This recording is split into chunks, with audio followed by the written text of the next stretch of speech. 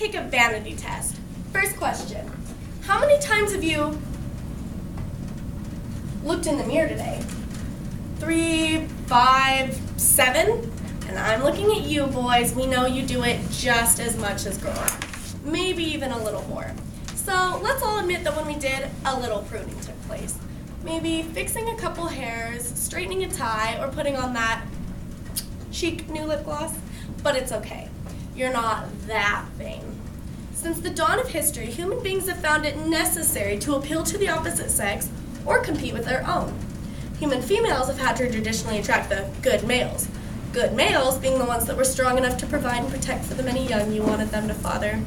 It's survival of the most attractive for us girls. However, as women age, we deal with wrinkles, crow's feet, liver spots, bone loss, and the notorious gray hair. Modern society says that hunched over spotted women are no longer desirable. While I don't agree with that, all of these problems combined do not amount to the real struggle women face. Something so basic to the universe, but is a woman's greatest downfall. Literally.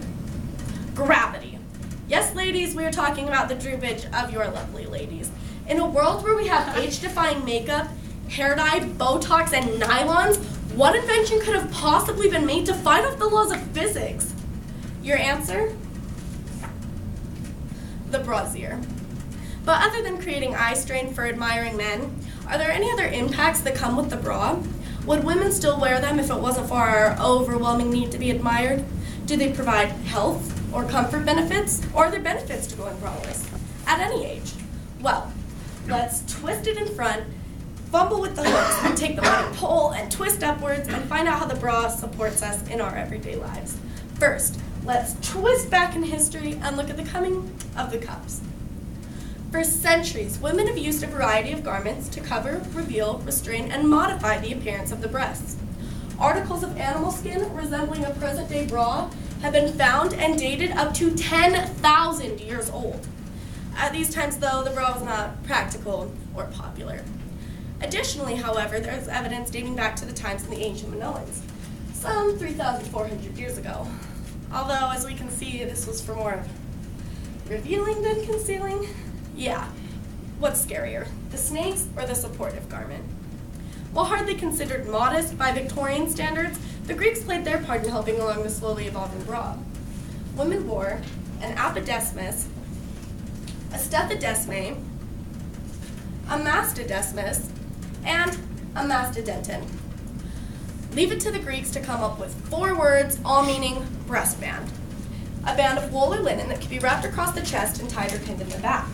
It could be worn under or over a simple tunic-like garment.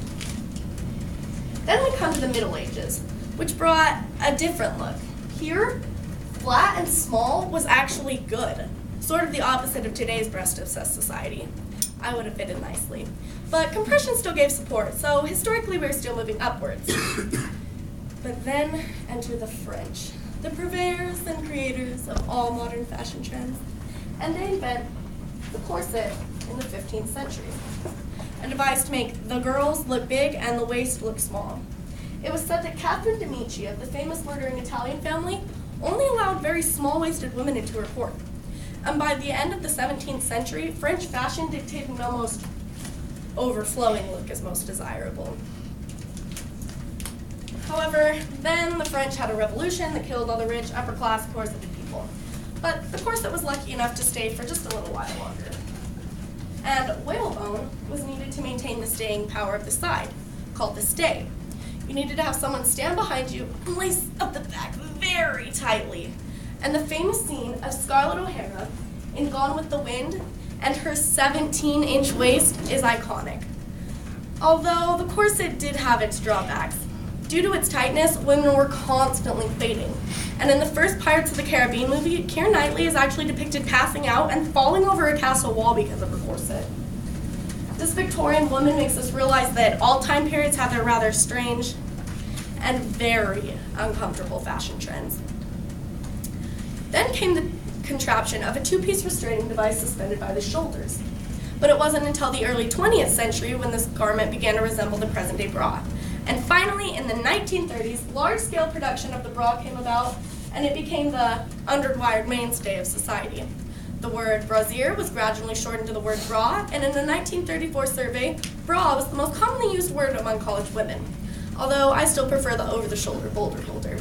But the bra was becoming more sophisticated, and with all homespun versions vanished, that's when S&H Camp & Company began to correlate the size and pendulumness of a woman's breast size to letters of the alphabet, ranging from A through D.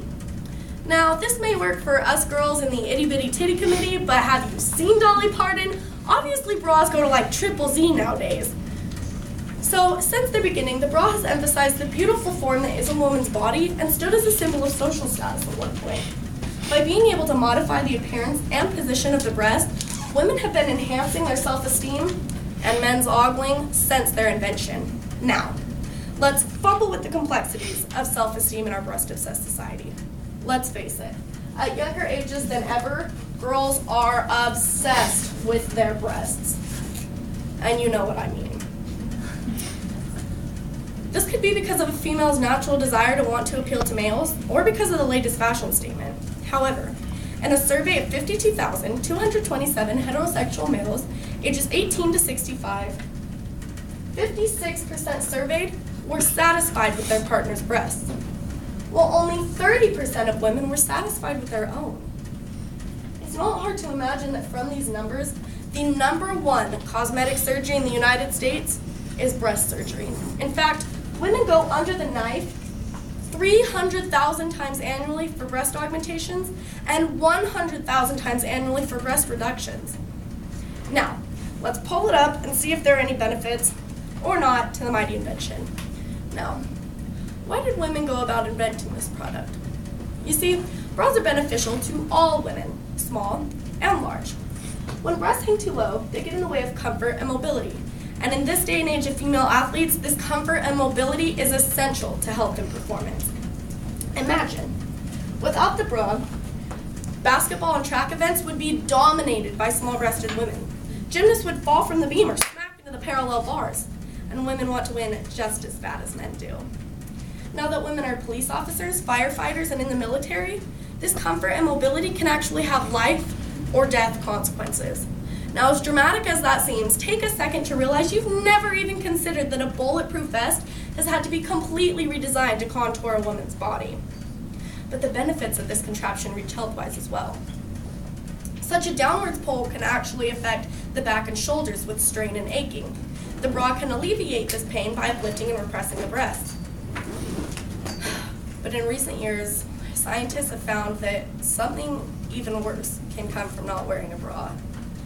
And it's something that I don't think any of us would have ever thought of, but really need to pay attention to.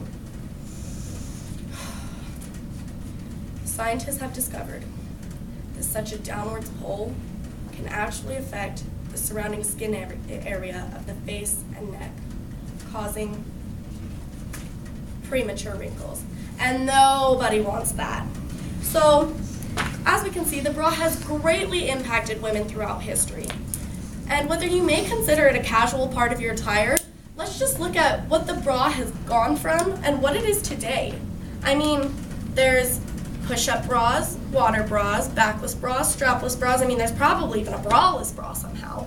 And the next time you go shopping with your sweet little grandmother and her plain white bra has been replaced with zesty zebra or crazy polka dots or glittering little rhinestones, I mean, hey, you could always pick her up one of those sexy little candy bras. I mean, I don't judge, but what I'm trying to get across is whether you wear the bra for comfort or support, just realize the bra has always supported you. Thank you.